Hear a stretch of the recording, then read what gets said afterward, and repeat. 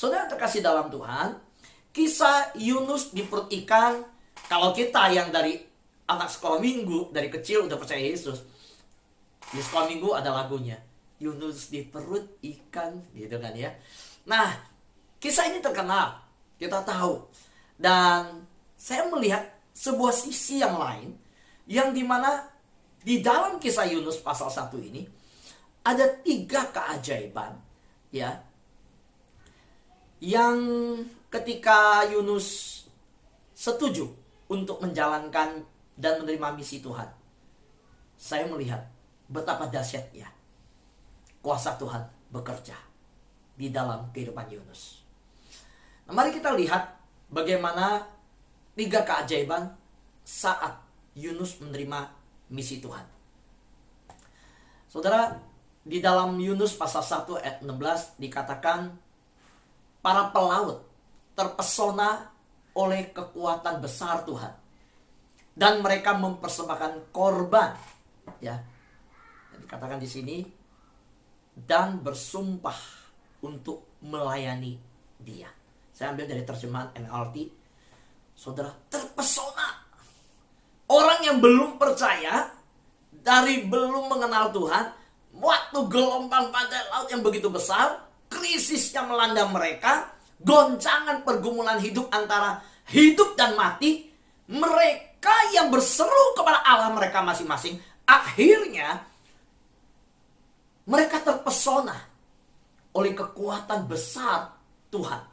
Bukan Allah mereka, tapi Tuhan yang mereka sudah dengar dari Yunus. Dan mereka mempersembahkan korban setelah mereka di darat, ya, setelah mereka selesaikan perjalanan itu. Dan mereka bersumpah untuk melayani Dia. Ini menarik sekali, saudara. Mengapa? Ketika saudara dan saya menerima misi Tuhan untuk hidup kita, mujizat terjadi. Saya masih ingat ada satu hamba Tuhan yang sampai hari ini dipakai sudah umur 80 ya, lebih ya. Ketika dia masih menjadi pemuda yang begitu dikenal di kota tersebut, dia dipanggil Tuhan untuk melayani Tuhan, sepenuh waktu hidupnya untuk Tuhan. Lalu dia tidak mau. Dia seorang muda yang bahkan sudah bisa mencari uang untuk menghidupi mamanya. Dia bisa memberikan uang ke orang tuanya. Saudara, dan pada waktu dia mengalami sakit terbaring, dari kesaksian dia sebagai seorang hamba Tuhan, dia ingat akan perjalanan hidup dia pada waktu dia terbaring sakit itu. Saudara, setiap hari dokter datang suntik dia. Nggak tahu apa yang terjadi. Dia tidak bisa menggerakkan kakinya. Dia lumpuh. Saudara, dia tidak bisa berjalan. Tetapi, ketika dia mulai merenungkan bagaimana dia pernah mengambil komitmen di hadapan Tuhan, dia pernah mengambil janji di hadapan Tuhan, dan dia berkata, Tuhan, aku sembuh, aku melayani Tuhan.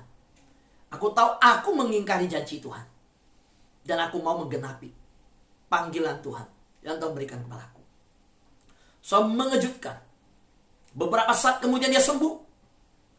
Pengalaman itu mengajarkan bagaimana dia menjadikan titik hari itu menjadi kesetiaan dia di hadapan Tuhan, untuk selalu menerima misi Tuhan dalam hidupnya, dan percaya bahwa mujizat yang terjadi atas dirinya karena dia menerima misi Tuhan untuk hidupnya. So, saya tidak tahu apa yang menjadi misi hidup saudara yang telah Tuhan letakkan. Tapi saat ini kita semua bisa berkata, bagaimana mungkin Pak Fu menjalankan misi Tuhan di masa ini? Tuhan panggil saya seperti ini, ada yang dalam bidang kesehatan, ada yang bidang ekonomi, ada yang perdagangan. Misi hidup kita beda semua. Kita masing-masing memiliki panggilan berbeda.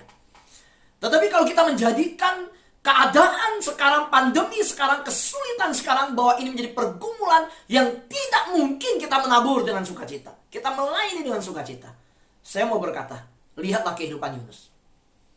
Saudara, di tengah goncangan yang begitu luar biasa, ketika angin ribut turun ke laut dan terjadi badai besar, dikatakan di Yunus pasal 1 ayat 4, kapal itu hampir-hampir terpukul hancur. Saudara, begitu mengejutkan bahwa Yunus memaknai goncangan itu sebagai satu suara pesan Tuhan untuk dia. Keadaan yang sedang terjadi di kapal itu, Yunus tahu ini pesan Tuhan yang mendapatkan hidupnya kembali untuk melakukan misi Tuhan, bukan lagi melarikan diri. Kalau kita dari ayat 4 ke ayat 12, kita melihat bagaimana Yunus mengakui di hadapan semuanya. Sahutnya kepada mereka, angkatlah aku, campakkanlah aku ke dalam laut, maka laut akan menjadi redah dan tidak menyerang kamu lagi. Sebab aku tahu bahwa karena akulah badai besar ini menyerang kamu. Saudara, ini sebuah pengakuan dari seorang yang begitu berani untuk membongkar topeng dirinya. Dengan rendah hati mengakui sebuah kesalahan di hadapan semua orang yang berkata, laut ini karena aku. Saudara, yang di kapal bisa juga berpikir, siapa kamu? Begitu dahsyatnya yang memiliki langit dan bumi, yang memiliki lautan dan daratan, sampai begitu pentingnya kamu sehingga laut ini goncangkan. Dan karena kamu satu orang, hidup kita masuk ke dalam kecelakaan antara hidup dan mati. Lalu betapa luar biasanya Tuhanmu yang menggoncangkan laut dan menemukan kamu di dalam mengembalikan kepada misinya. Tapi Yunus mengakui itu semua.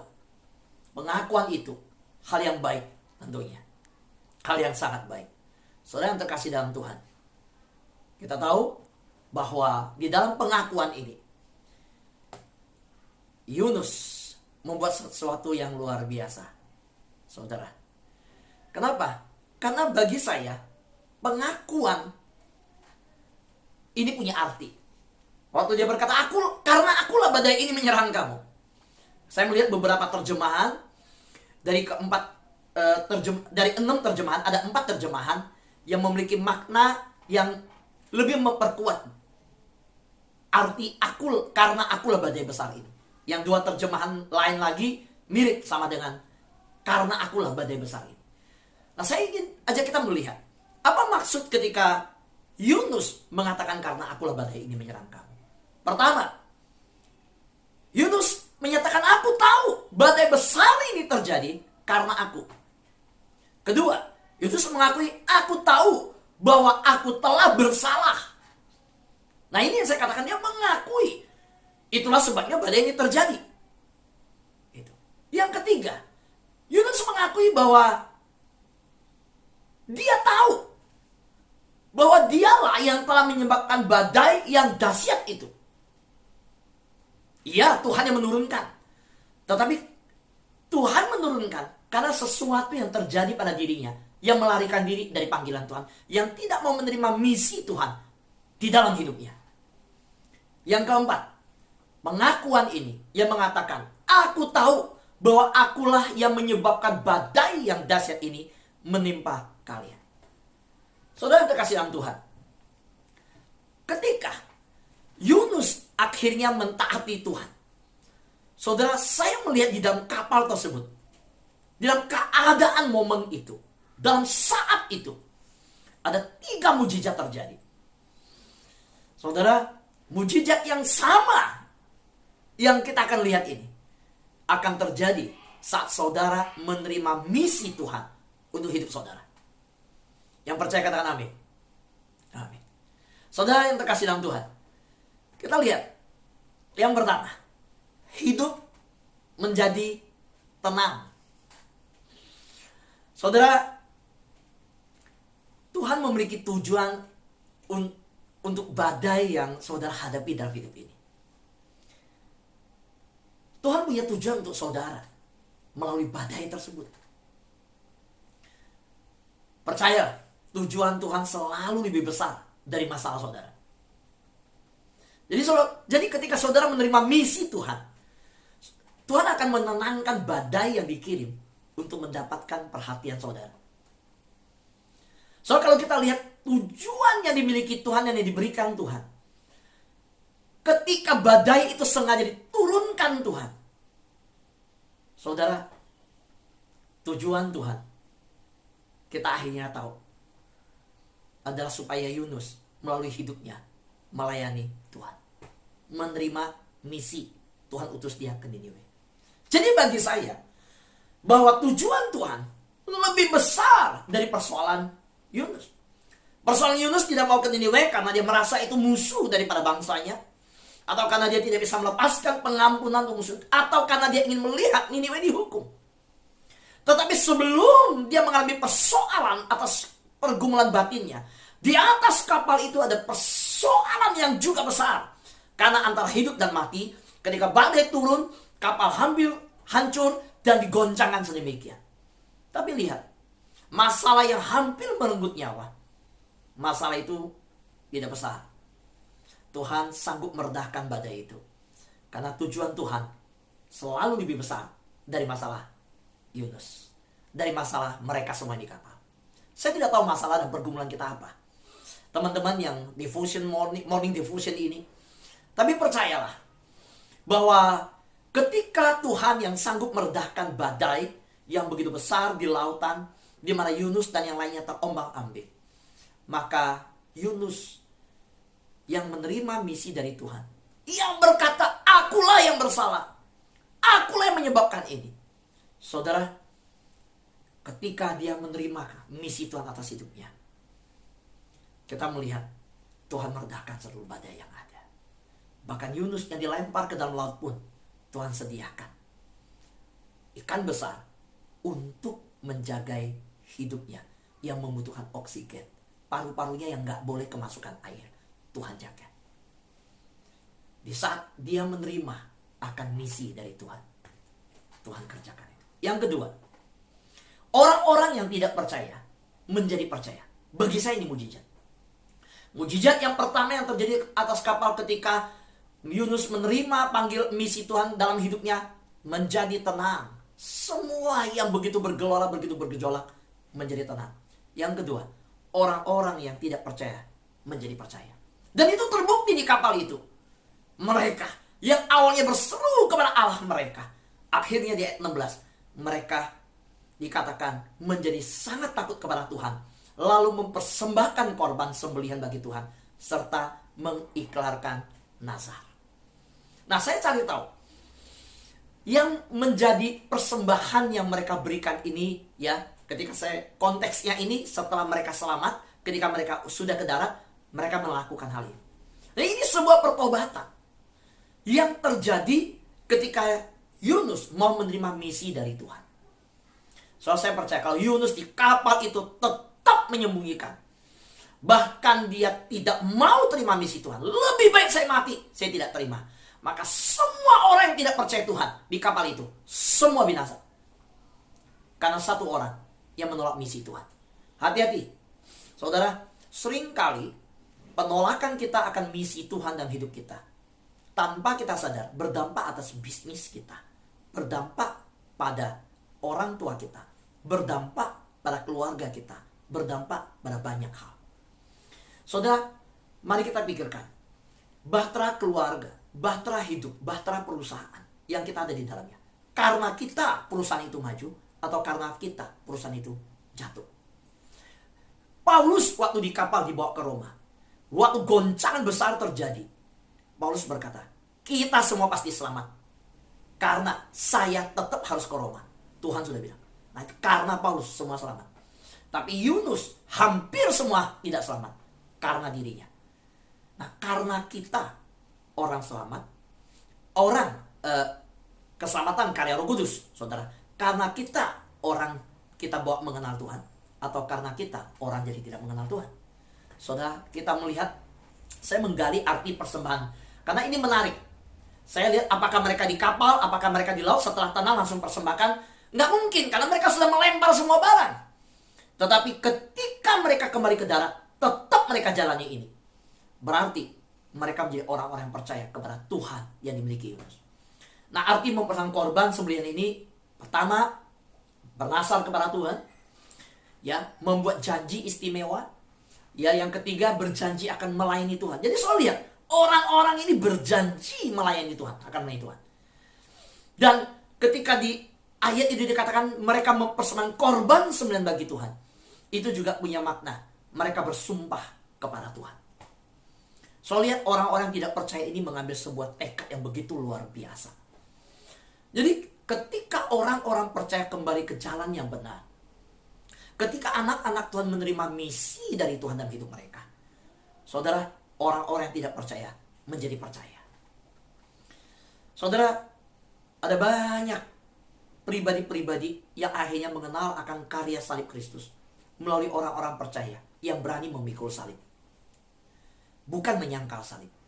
Ada banyak orang-orang yang tidak percaya menjadi percaya ketika orang percaya sungguh-sungguh hidup di jalan yang benar, menjadi terang, menjadi garam, menjalankan misi. Bahkan waktu kesulitan pandemi ini, tetap menerima misi Tuhan atas hidupnya dan melakukannya. Membuat orang-orang dunia terpesona. Mereka terpukau. Bagaimana orang Kristen di masa goncangan pandemi yang begini sulit masih bisa tetap melayani Tuhan mereka. Masih bisa berbagi makanan. Masih bisa berbagi pelayanan. Masih bisa mendoakan orang sakit. Saudara, teman saya di rumah sakit Mitra Keluarga Kemayoran. Dia sakit 21 hari di rumah sakit. Selain COVID ada penyakit lain, jadi dia berobat juga. Saudara, setiap hari dia layanin pasien. Dan keluar dari rumah sakit ada WhatsApp grup dia dengan teman-teman pasien yang lain. Dan mereka mengenal Tuhan lewat pelayanannya. So inilah orang percaya. Dia bilang awalnya waktu di rumah sakit saya bete, saya minta pulang, saya nggak tahan. Setelah COVID saya sembuh, saya harus berobat lagi yang lain. Begitu berat di rumah sakit. Tapi Tuhan ajarkan saya, hidup saya di restart oleh Tuhan. Hidup saya kembali dibawa Tuhan untuk mengerti misi dari Tuhan. Saudara, mari kita coba renungkan sama-sama. Hidup dan pilihan saudara menghalangi orang lain datang kepada Kristus, atau mempengaruhi kesediaan orang lain untuk menaruh kepercayaan mereka kepada Yesus. Di manakah bagian kita? Yang menjadi penghalang orang lain datang kepada Kristus, atau mempengaruhi keputusan orang, kesediaan orang untuk menaruh kepercayaan mereka kepada Kristus. Saudara, Yunus ketika mau menerima misi dari Tuhan dengan rela, terjadi mujizat. Hidup menjadi tenang. Ya, dan orang-orang tidak percaya menjadi percaya. Jadi lihat, ketika saudara akhirnya memberikan 100% komitmen kepada Tuhan atas misi yang Tuhan mau kerjakan dalam hidup saudara, orang yang Anda cintai, orang sekitar Anda, orang di sekitar tempat kerja saudara yang belum kenal Tuhan akan menginginkan apa yang saudara miliki. Saudara, betapa tidak? Ketika dia lihat engkau percaya Tuhan, engkau begitu bergairah. Ketika engkau percaya Tuhan, bahkan di masa yang orang bergumul, yang sulit, saudara tetap melayani, saudara tetap menjalankan misi kehidupan yang Tuhan taruhkan dalam diri saudara. Betapa mereka menginginkan. Bagaimana tidak orang luar melihat di rumah sakit, saya sakit, kamu sakit. Saya sakit mengeluh, kamu sakit. Bukannya mengeluh, kamu jalan ke setiap ranjang, doakan orang lain. Kamu sakit yang sama dengan saya. Kamu datangin setiap tempat dan kamu melayani orang-orang yang ada dengan sukacita. Saya mau Tuhan sepertimu. Saya mau ikut Tuhan yang seperti engkau. Saya mau tahu siapa Tuhan yang kau punya. Saya mau kenal dengan Tuhanmu. Saudara, maka lihat, ketika kita akhirnya memberikan hidup kita 100% kepada Tuhan, orang-orang sekitar kita, keluarga kita, anak kita, pasangan kita lain akan menginginkan apa yang saudara miliki. Saudara, yang ketiga, Tuhan menunjukkan belas kasihan. Ini mujizat. Bagi saya mujizat yang besar. Saudara, belas kasihan Tuhan itu bukan karena kita mampu menarik Tuhan. Tidak. Tapi Tuhan menyatakannya ketika kita benar-benar bertobat di hadapan Tuhan. Saudara, ini sebuah mujizat. Kalau kita lihat di Yunus pasal 1 ayat 17 ya. Maka atas penentuan Tuhan, datanglah seekor ikan besar yang menelan Yunus. Dan Yunus tinggal di dalam perut ikan itu 3 hari lamanya. Saudara, atas penentuan Tuhan ini, itu artinya Tuhan yang mengutus ekor ikan besar. Tuhan mengendalikan. Saudara, mau beritanya nanti ada planet yang tabrak bumi. Ya memang kalau Tuhan tentuin mau ditabrak bumi seperempat hancur, kita mau bilang apa?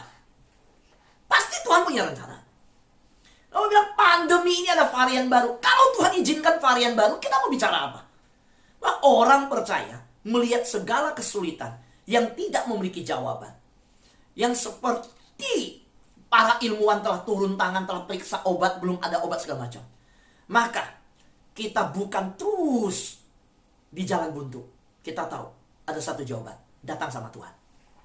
Apa yang Tuhan maksudkan? Saudara, atas penentuan Tuhan yang kedua, artinya Tuhan memilih seekor ikan. Jadi Tuhan bukan yang mengutus, Tuhan yang pilih. Ikannya pun ikannya besar, yang perutnya bisa nampung Yunus. Betapa dahsyatnya Tuhan. Ini mujizat yang luar biasa. Saudara, atas penentuan yang dikatakan di ayat 17, maka atas penentuan Tuhan, saya melihat bahwa Tuhan menetapkan seekor ikan besar. Ya bukan yang memilih, dia tetapkan. Ada ikan buas yang bisa makan. Atau ikan ini buas. Dan Tuhan perintahkan.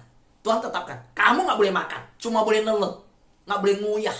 Itu hebat kan saudara. Saya gak kenal ada ikan yang gak punya gigi. Tapi Tuhan bisa menetapkan seekor ikan besar yang bisa gak ada gigi yang mungkin ini. Cuma nelen doang. Emut-emut aja Yunusnya. Gak ngerti gimana. Tapi inilah kalimat yang membuat saya terpukau. Atas penentuan Tuhan. Nah, saya cari tahu lagi. Maksudnya atas penentuan Tuhan apa? Tuhan yang mendatangkan. Jadi penentuan Tuhan itu apa? Mengutus, memilih, menetapkan, mendatangkan. Ini terjemahan-terjemahan yang memperkaya makna ini. Saya bilang, betapa luar biasanya. Lalu bagaimana hidup kita, saudara?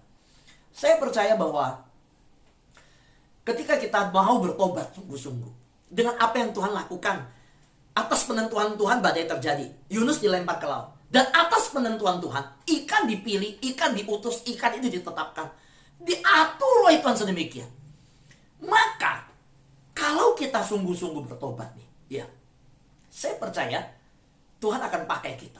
Luar biasa. Jadi, ada banyak pikiran yang salah yang muncul begini. Jika kita kembali dan menerima misi Tuhan, oke, saya lakukan deh misi Tuhan.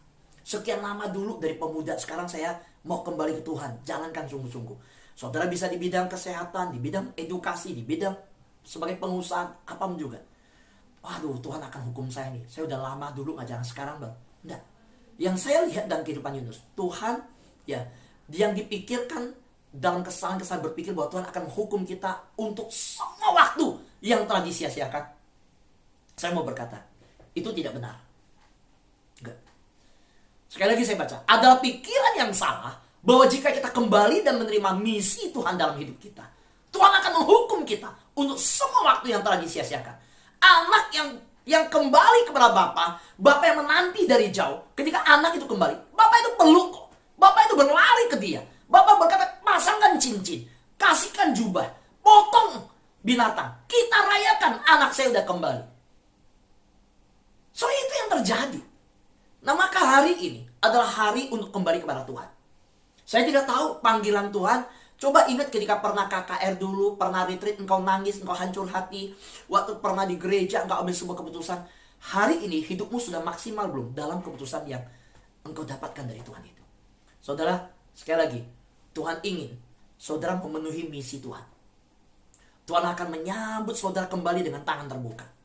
Percayalah, menjalankan misi Tuhan di tengah pergumulan pandemi seperti ini, di masa yang berat seperti ini sekalipun, di dalam masa hidup Anda yang mungkin bukan pandemi, tapi ada pergumulan lain dalam hidup Anda pribadi, menjalankan misi Tuhan di tengah pergumulan hidup Anda adalah keputusan terbaik yang saudara tidak akan pernah sesali.